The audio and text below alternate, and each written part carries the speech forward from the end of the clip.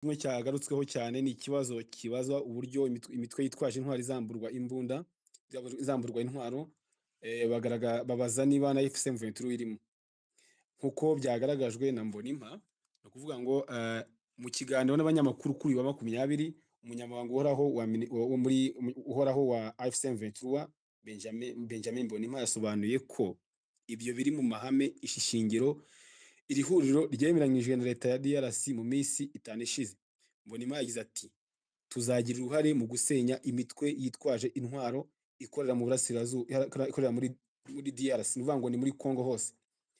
Ntabwo turi mu bazarambika intwaro, ahubwo tuzajya mu gisirikare cy'igihugu kizubakwa kubera ko igisirikare cyacu gifite imyitwarire myiza kandi ni ikinyamwuga. Amahame shingiro yasinyiwe i Doha muri Qatar agaragaza ko FCM23 na leta ya Congo bizanifatanya mu gusenya imitwe yitwaje intwaro y'abanyamahanga ikorera muri iki gihugu, mu gihe biteganijwe ko inzego na serivisi bya leta bizasubira ku butaka bw'igihugu, donc cyo bita restauration de l'autorité nationale dans tous les temps. Mbonimpa yasobanuye ko ibyo bizaba muri DRC hose kubera ko byagaragaye ko leta idafite ubushobozi bwo kuyobora neza. Ati usomye neza amahame shingiro avuga ko ubuyobozi bwa leta butazaza hano gusa, ni Kongo yose ntiyoborwa neza. Bizadusaba ko duhindura ubuyobozi mu gihugu hose. AFC23 yasobanuye ko amahame shingiro ari intangiriro y'urugendo ruzagenda rusobanuka buri uko hazajya habaho ibiganiro biyashingiyeho. Gitezwe ko bizatangira mu cyumweru gitaha. Aho umuntu yakwibaza ukurikije amagambo, wakwibatese niba leta ya Kongo ubuyobozi bose boye nabi, AFC23 nizagenda ikabafasha kuyobora, ese bizakorwa bite? Ese ingabo zizavanga zite? Ahangaha ni warimo ikibazo. Ubwo ukurikije amagambo wumva ko nkaho leta ya Kongo nta bushobozi ifite, ni nkaho ibintu byose ubufatanye bwagiye na FCM23 yenda izabifite uruhare runini cyane mu kubaka iki gihugu, yaba mu nzego z'imiyoborere, yaba mu gisirikare. Ngira ngo niko nkurikije uko numvise yasobanuye ibintu, niko amasezerano ubwo yaba abivuga. Reka tubihanga amaso turebe, igihe kirahari cyo kubitegereza no kubireba, kandi nibaza ko niba amasezerano kuyashyira mu bikorwa nibaza nkurikije ibyo mbona ndabona leta zoroha, ariko ibyo twifuza ni uko umutekano ugaruka. Reka tubihanga amaso. Imirwano n'ubundi ntago ihagaze, iracyakomeza. Leta ya Kongo ivuga ko yishubije agace ka Gatoyi. Umujyi wa Gatoyi ni agace gaherereye muri teritwari ya Masisi. Ni ukuvuga ngo ni ibintu bikomeje kubaho, aho igisirikare gishinjwa na FCM23 kurenga ku masezerano y'amahoro aba yasinyiwe i Doha.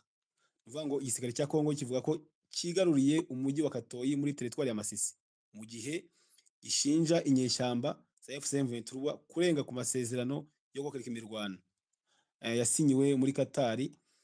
Zongera ibitero byibasiye ibirindiro byacyo muri teritwari ya Walikale, Masisi na Rucuru. Urumva ubwo nuvuga ngo leta ya Kongo irashinja FCM23 kurenga ku masezerano, ariko tukumva ko igaragaza ko yafashe uduce dushyashya.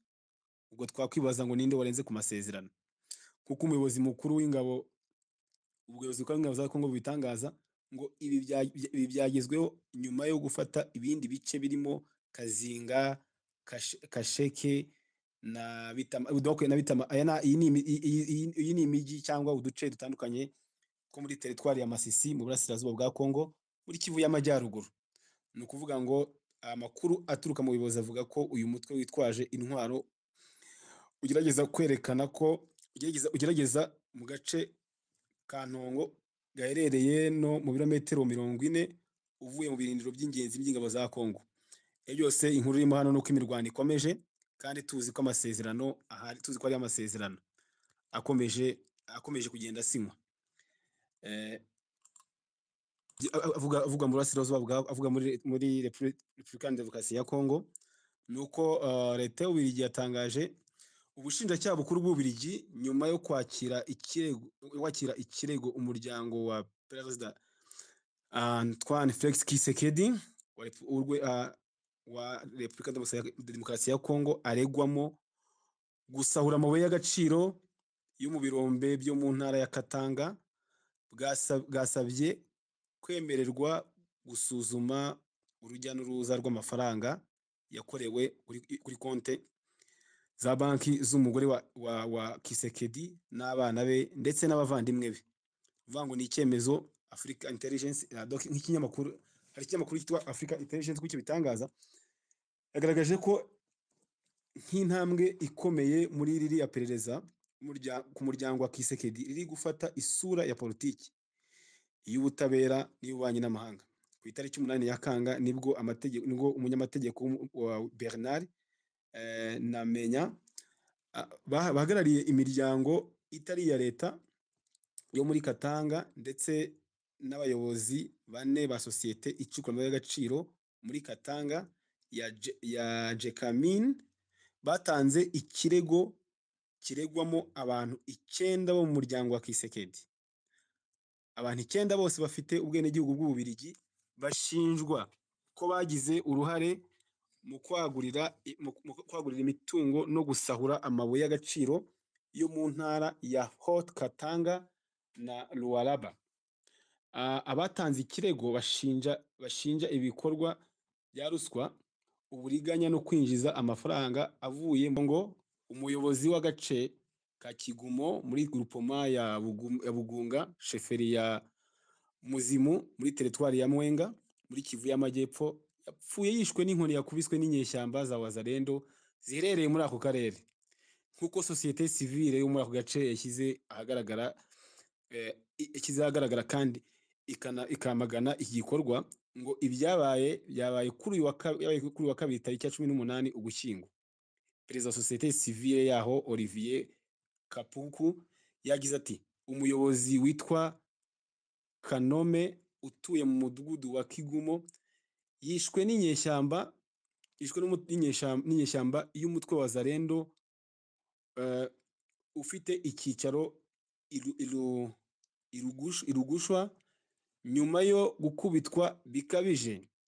Andi makuru hari amakuru turakesha ikinyamakuru Actualité, ni ikinyamakuru cyandika mu rw'igifaransa gikorera muri Repubulika Demokarasi ya Kongo, arashinja umuyobozi wa groupement ya Musiri ya 4 kuba yarahaye umuyobozi w'agace ke ka Kiwo inyeshyamba z'Abazarendo.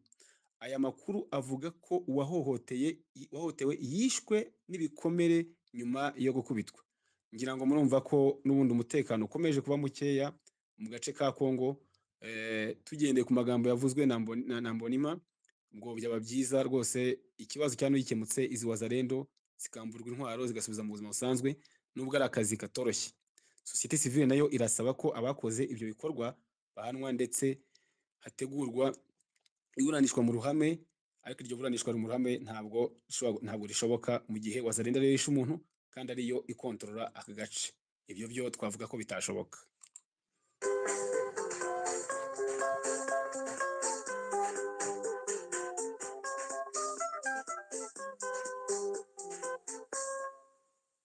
Please stop using chat. Tugiye mu makuru yandi yo muri Demokarasi ya Kongo, ngira ngo ubaka kanya tuvugana. Ikizwe imbere ni ibiganiro bigomba kuba bizatangira mu cyumweru gitaha. Ibiganiro sinzi niba tutegereje ngo turebe ese ko bimaze igihe biba, hazabaho gusuzumwa mu ishyirwa mu bikorwa ry'ibyasinywe imbere, ese hazabaho gusinywa ibindi n'ibya mbere bitarubahirizwa. Kuko iyo turebye dusanga mu biganiro byose byakozwe nta kintu na kimwe cyashyizwe mu bikorwa. Cyane cyane izi Wazalendo turacyazibona zirimo zica abantu, FDL turacyayibona imenanse, abanyamurenge genocide ikokorwa muri kuyireba, ingabo z'Abarundi ziri aho ngaho ntawe uzivugaho, kandi bya amasezerano avuga ko ingabo z'amahanga ziri muri Kongo zigomba gutaha, iz'amahanga nta zindi tuzi muri Kongo uretse iz'Abarundi. Ibyo byose rero urumva ni ibibazo bikiri kwigwaho kandi bigomba gutekerezwaho. Kandi nibaza ko buri wese mu ijwi rye agomba kwamagana ubwicanyi bikorwa abanyamurenge, ndetse tutatinya kuvuga ko ari genocide kubakorerwa. Ibyo byose rero turabizi, tumva ingabo z'u Burundi n'abandi bose bagize uruhare, cyane cyane na leta ya Kongo kohereza drone kurasa abaturage.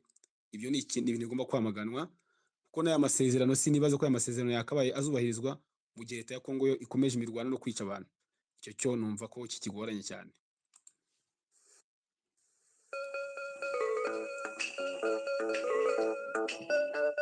Banuye ko ikihutirwa ari uguha ingabo ibyo zikeneye, kongera ibikoresho no kunoza ibijyanye no kwita ku basirikare. Ibyo ubwo urumva ni kubirahirira ko bagomba kugarura ibice byafashwe. Ibi ni muri gahunda y'umushinga ngengo y'imari uzagira mu 2028 urimo imyitozo ya gisirikare, amahugurwa akomeye mu ngabo za Kongo, aba ofisiye n'abasuzofisiye ndetse n'abarimu n'abatoza b'igisirikare, harimo kandi kubaka, gusubiza mu buryo, gufata neza ibikorwa remezo bya gisirikare. Ibi ni ibyatangajwe na Minisitiri w'Intebe wa Kongo agaragaza ko 30% by'ingengo y'imari bizajya mu kubaka igisirikare gikomeye, ndetse ngo bagamije no kwisubiza bimwe mu bice byafashwe. Ubwo ibyo byose biravugwa mu gihe twe twumva ko harimo gusinywa amasezerano y'amahoro. Ubu rero ibi ni ibigenda bigaragaza ko ibi nabyo aya masezerano nayo adafite gahunda rwose.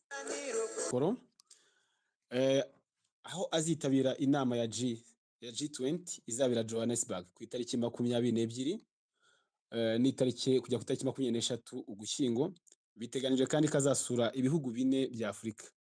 Ibyo bihugu 4 bya Afurika ni ibihugu birimo ibirwa bya Maurice, ni ibihugu birimo Gabon, ni igihugu cya Gabon, ni igihugu cya Angola na Afurika y'Epfo, Gabon, Angola n'ibirwa bya Maurice. Ibirwa bya Maurice byo n'umwihariko kubera ko mu myaka 32 ishize nta muperezida n'umwe w'Ubufaransa wari wakasuye iki gihugu. Rero icyo ashaka ni ukongera umubano no kubyutsa umubano hagati y'ibihugu byombi mu bijyanye n'imikoranire, cyane cyane ko igihugu ikirwa cya Maurice cyegeranye na Mayotte. Ikirwa cya Mayotte ni ikirwa kimwe mu birwa bikomeye by'Ubufaransa bibarizwa mu nyanja y'Abahinde. Ubwo rero uru rugendo rwe ntekereza ko ari imwe muri diplomasi yo kurushaho kuzamura no kongera ubudahangarwa bw'Ubufaransa ku mugabane wa Afurika. Nubwo ubwo aprofise iyi nama ahita asura n'ikirwa, urumva ko ari uruzinduko rw'amateka. Imyaka 32 ishize aba ari imyaka myinshi cyane nta muperezida n'umwe urakora uruzinduko muri icyo gihugu. Ikindi kuri inshuro ariko biteganijwe ko Emmanuel Macron ashishikajwe cyane no gutsimbakaza umubano we na Minisitiri w'Intebe Navilamo, dore ko Ubufaransa buherutse guhura n'ikibazo muri kariya gace kubera ikirwa cya Madagascar. Perezida wacyo murabizi ko yakuweho. Ubwo rero ntekereza ko kandi akaba yafatwaga nk'inshuti ikomeye y'Abafaransa. Ubwo murumva ko naho mu bimugenza nabyo birimo.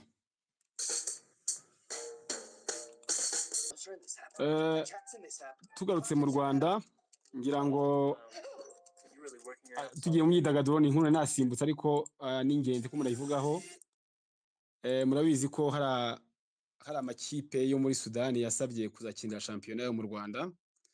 Ayo Al Ahly niyo bita El Merreikh, ayo yose ku munsi w'ejo bundi nibwo yemerewe bidasubirwaho kuzakina shampiyona yo mu Rwanda. Rwose ni shampiyona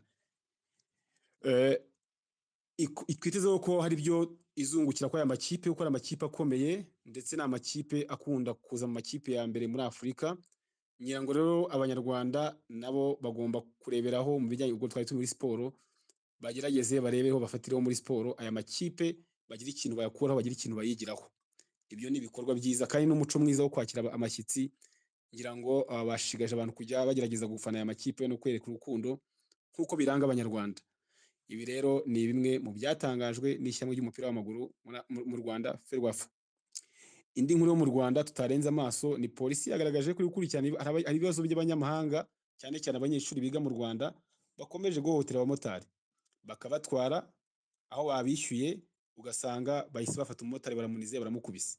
Ni ibintu bitabaye rimwe, kabiri cyangwa gatatu. Ni ibintu bikunda kugaragara, yaba amafoto acicikana ku mbuga nkoranyambaga, Twitter, za Instagram n'ahandi hose, abagaragaza abamotari uburyo bahohoterwa n'aba bantu. Bagendaho kugira ngo babishyure bakaba bakubise. Ariko polisi y'u Rwanda yagaragaje ko iki kibazo, ko byavuzwe n'umuvugizi wayo, iki kibazo igiye kugihagurukira by'umwihariko kugira ngo aba banyamahanga nubwo bakiriwe na yombi ariko batazarengera bakajya gufata abanyarwanda bagatangira kubahohotera kubera kwitonda no kugira umuco na wa muco wacu wo kwakira abashyitsi no kubagusha neza, ariko iyo byageze hano biba byatangiye kurengera, ariko ubwo polisi yabyinjiyemo iki kibazo turizera ko kiza gukemuka kikava mu nzira, ku buryo nta mumotari azongera kurira cyangwa ahora arekarama ko yahohotewe n'abanyamahanga. Ngira ngo abanyamahanga muri iyi minsi mu Rwanda amashuri yaho menshi yose, cyane cyane aho uburezi buri gutera imbere, abantu bari kuva muri West Africa cyane cyane mu bihugu bya West Africa bakaza kwiga mu Rwanda. Ntabwo ari umwe, hari abanyamahanga benshi cyane bari kwiga mu makaminuza yo mu Rwanda. Ariko uyu muco wo ntabwo waba ari bo, kubera ko nubwo umushyitsi wamwakira, ntabwo umushyitsi kumwakira bisobanura ngo aguhohotere. Ariko ubwo polisi yabyinjiyemo, ndizera ko ibi bintu biza gukemuka kandi bikarangira neza.